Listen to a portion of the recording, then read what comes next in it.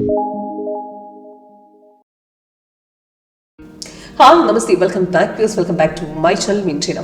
Huge returns കിട്ടിയ ദിവസമാണ് ഇന്നെന്ന് പറഞ്ഞാൽ നമുക്ക് 22 ഓഗസ്റ്റിലെ പെർഫോമൻസ് ആണ്. ഇന്ന് മോർണിംഗിൽ നോക്കുമ്പോൾ മാർക്കറ്റ് നല്ലൊരു ഡൗൺഫോൾ ആണ് നിഫ്റ്റിയിലും ബാങ്ക് നിഫ്റ്റിയിലും ഉണ്ടായിരുന്നത്. അപ്പോൾ പുട്ട് ഓപ്ഷൻ 55,700 പുട്ട് ഓപ്ഷൻ മോർണിംഗിൽ തന്നെ 278 എൻട്രി എടുത്താണ്.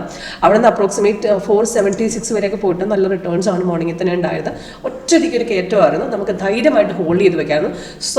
നമ്മുടെ സോഫ്റ്റ് അവിടെ റെസിസ്റ്റൻസ് സ്ട്രോങ് ആണെന്നുള്ള പെർഫോമൻസ് നമുക്ക് കാണിച്ചിരുന്നു. അവിടുന്ന് സ്ട്രോങ് ആയിട്ട് നമ്മൾ ധൈര്യമായിട്ട് ഹോൾഡ് ചെയ്യാമെന്നുള്ള കറക്റ്റ് ഇൻഡിക്കേഷൻ അവിടെ സോഫ്റ്റ് തന്നിട്ടുണ്ട്. അപ്പോൾ എങ്ങനെ വർക്കൗട്ട് ചെയ്യാം ഈ സ്ട്രാറ്റജി, അതിൽ ലൈവ് ചെക്ക് ചെയ്യാനുള്ള ഓപ്ഷൻ അതൊക്കെ നമ്മൾ അവൈലബിൾ ആണ്. അപ്പോൾ അതിന് വേണ്ടി കോൺടാക്ട് ചെയ്യാം. നമ്മുടെ ലേറ്റസ്റ്റ് വെർഷൻ വിൻട്രെൻഡിൻ്റെ ലേറ്റസ്റ്റ് വെർഷൻ സ്ട്രാറ്റജിയാണ് 8.1. ഇതിനകത്തെ പ്രത്യേകത എന്ന് പറഞ്ഞാൽ ഫേക്ക് ആയിട്ടുള്ള അപ് ഡൗൺസ് തിരിച്ചറിയാം, കറക്റ്റായിട്ട് എവിടെ എൻട്രി എടുക്കണം, എവിടെ എക്സിറ്റ് ലെവൽ എന്ന ഫുൾ ഡീറ്റെയിൽസ് നമ്മുടെ സോഫ്റ്റ്വെയർ ഉണ്ടാവും. ഇപ്പോഴത്തെ സിറ്റുവേഷനിൽ നമ്മുടെ ബാങ്ക് നിഫ്റ്റി നോക്കുമ്പോൾ ഒരു അപ് ട്രെൻഡ് സോഫ്റ്റ്വെയർ തന്നിട്ടില്ല.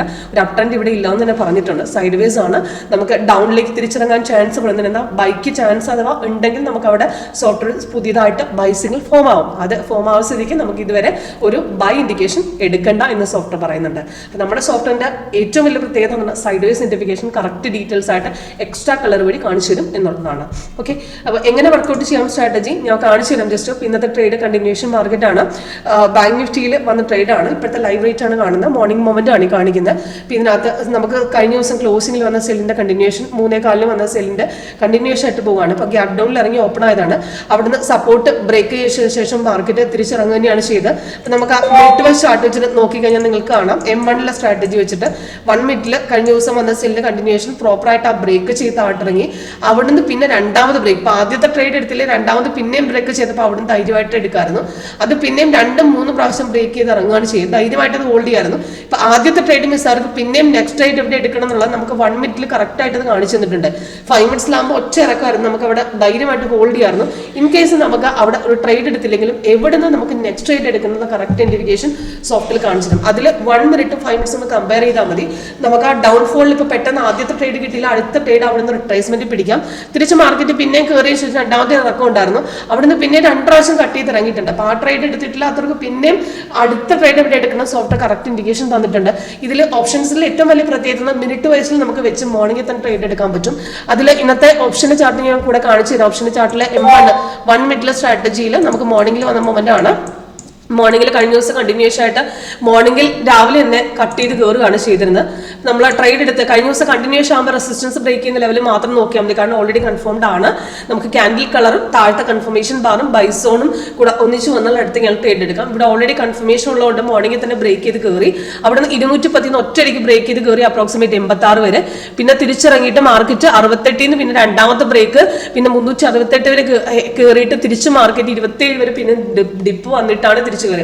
അപ്പൊ ഇവിടെ ഒന്നും ട്രേഡ് എടുക്കാത്തവർക്ക് രണ്ടാമത്തെ ഡിപ്പിൽ നിന്ന് പിന്നെ തിരിച്ചു കയറാം. അവിടെ റെസിസ്റ്റൻസ് രണ്ടാമത് ബ്രേക്ക് ചെയ്തിട്ടുണ്ട് 353 പിന്നെ ഒറ്റയടിക്ക് മാർക്കറ്റ് കയറിയിരിക്കണം 456 വരെ. ആ ഒരു ട്രേഡ് മാത്രം മതി. ഈസി ആയിട്ട് നമുക്ക് ബ്രേക്ക് ഔട്ട് കിട്ടുന്ന ട്രേഡ് ആണ്. അത് 10 മണിക്കാണ് ആ ബ്രേക്ക് കയറിയിരിക്കുന്നത്. ആ ബ്രേക്കിൽ നിന്ന് ഒറ്റയടിക്ക് കയറി. പിന്നെ രണ്ടാമത് പിന്നെയും 96 ഇന്ന് 396 പിന്നെയും തിരിച്ച് 396 വരെ ഇറങ്ങിയിട്ട് പിന്നെയും കയറിയിട്ടുണ്ട്.